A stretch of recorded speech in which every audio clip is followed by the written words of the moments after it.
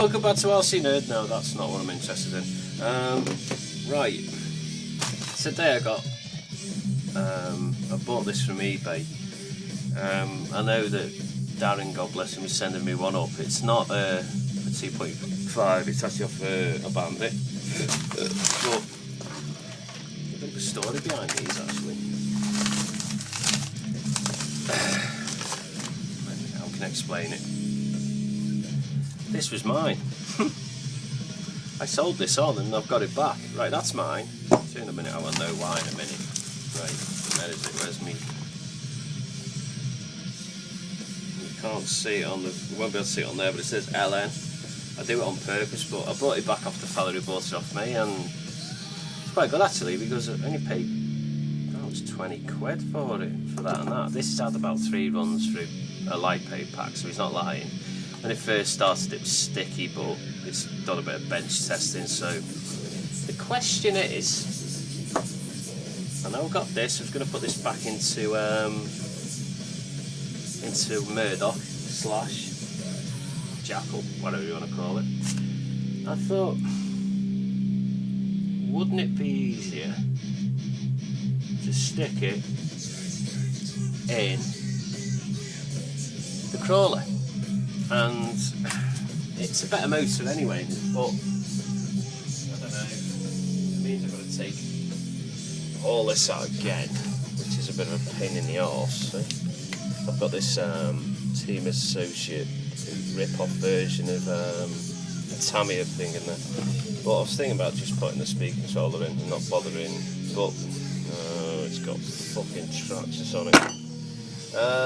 I'm going to have to change that before I even get anything done, but no, I haven't done anything with this yet.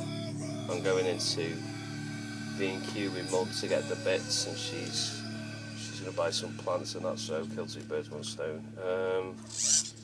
I've ordered actually, a minute. I've actually ordered new wheels for these because I'm going smaller. I took Daniel HRC's idea. I'm going to build the frame around this, so the Unimog isn't, well, it's not sealed or anything, but this is the Unimog. It's not done the light, this is still the undercoat, believe it or not. I haven't finished doing that yet, but you know, that's the Unimog. But that's going to have to sit about, let's just move this up again. See, that'll have to fit about there in my eyes. So that's about, yeah, about there. So, and I'm going to have to put it on the tipper to get the battery out as well, but I want to know how to make the panel fit to here. How do you make it sit, because I'm going to need a bit of width on this, but yeah, looking quite smart. I don't even know if I'm going to put, well yeah, I'm going to have to put smaller wheels on it anyway, so I'm not really bothered about that. The only problem I've got at the moment is the height, and as you can see I've got a bit of a battery lump here, so I'm going to have to make something to sit on there, but I've got to remember that how's that doing now? Stupid shit. Yeah, it looks alright. Just got to put something on the back. It's a shame that I've got my battery pack here, but I can always move that down somewhere and put it maybe in the back of the cab here. And then I've got my battery power light pack in there. It's got an on and off switch, you see there, so it's not like, I always come up with ideas like there's holes underneath to put a switch in, you see. So, but that's the Unimog. It's not completed yet. I'm still going to put the mirrors back on, and still got to spray it up a different colour. I am going for green because I like that colour, and but I'm going to go for like a vintage green, which is, if anybody remembers, it's like this green, J&N green, but that's military green. So yeah, otherwise it looks quite nice, doesn't it? The tipper on the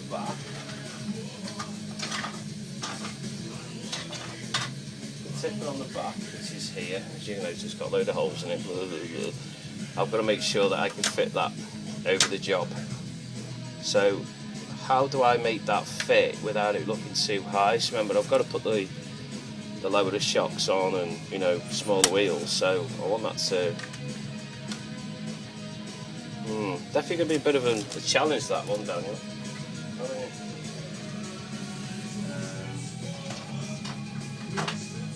That's it really, nothing I can say. So I've got, do I put this in the crawler, stick it back in the slash and give it some real driving ability, because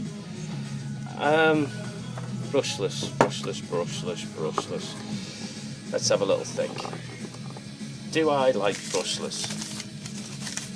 Maybe because I bought crappy ones in the past, but no, I'm not really fussed on them. I don't understand what the big hype is.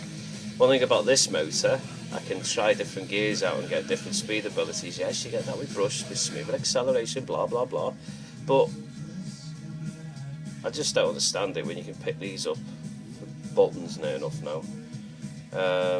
It's all these are is a drill motor. But yeah, so what do we do? Do we use that on the crawler? But nah, I think we're going to go back to putting Mad Murdoch back brush. I think I want to make sure that it gets the performance it needs, and yeah, it looks good when it's doing a load of spinning, but look at Gravedigger, he still has XL-5 on, he goes like a beast. And if this motor is a bit dodgy, you know, thank God Dad is sending me another one up, so I'll be able to put another 540 motor on. And I found some really good makes as well that do the same fucking product with a different sticker on. One of them's Novak, but Novak burn out quick. I never put the Otter on,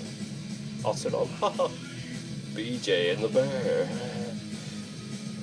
Also found this. Now this is a clear, it's off an old model. This is an extinguisher, so I'm going to put this in the Unimog, so it's got its own fire extinguisher. Found a helmet. Might paint that up and put it onto something, look like it's got a helmet in the back, but I've got a few ideas. That's it really.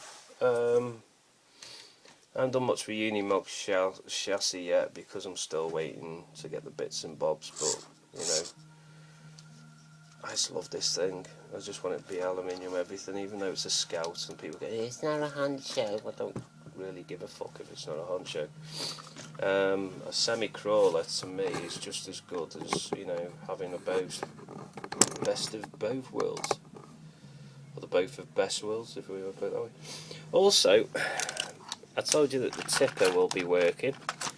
I got this amazing little servo off Scott, so I'm going to rig it to a bit of angle, some gripping angle stuff, and I'm going to put it on there and it'll go up and then it'll come down, it'll go up and it'll come down. But I don't know yet, because if anybody remembers, I want to make a recovery truck with that, so it can pick up like the honchos and tow them. See, that motor in there is a 14, so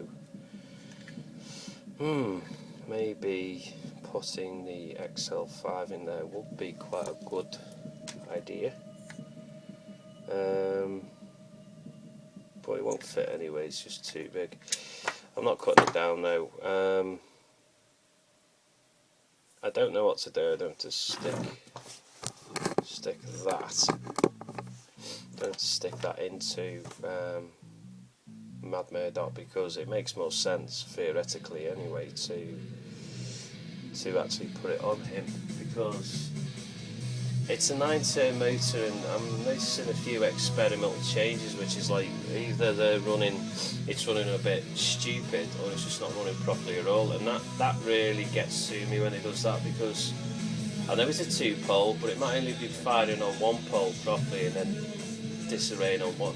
See, 4-pole, when one of the poles go, you don't really notice until it starts grinding up, but I'll have a go anyway. Goliath, I need the better batteries for him. He lasts about 5 minutes with the, and it's not right. These things are just too bloody small. These are just too small. Waste the money, don't buy them. They're alright for little 1/16 cars if you can get them to fit. My mate's got one of these on his Mini HPI and he loves them, but this one isn't bubbled. I'll show you what happens after a while. That's how mad Goliath is, you know. This one's perfectly fine. That one's bubbled up. See? Don't like these at all. They're no good for what I've got them for. I've turned the punch down on Goliath, can't turn it down anymore, so it's definitely an issue. Charge them right, always charge them the right way, balance charge them, fast charge, balance charge, full charge, and I always work like that. But when I'm getting this back and doing a cell check, and one goes 3.1, 3.1, and the other one's like 285, so one cell's dying quicker. To me, that's just either a dodgy charger, which I don't think so. But I'll have to just do for now because I've got too many projects going on and I just can't go out and buy second-hand fucking battery. I'm not buying second-hand batteries anyway. There's a lot, apparently. Oh yeah. Have a look at the back of you. This was sold to me off one of these people who did. See this little watermark here? See that there?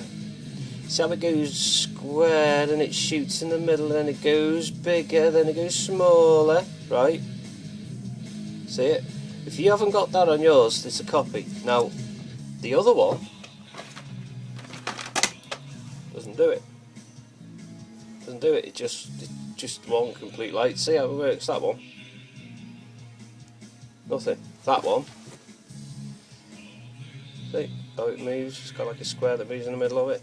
I think this one's a dud. I think it's a copy, but I bought it from the same fella, so I don't know what to do. My honest opinion is, I think that Turnigy should do a return and knock the money off on new products instead of just selling a shit battery on and expecting you to make the money back. So I don't know what I'm going to do with these yet. I haven't got a clue.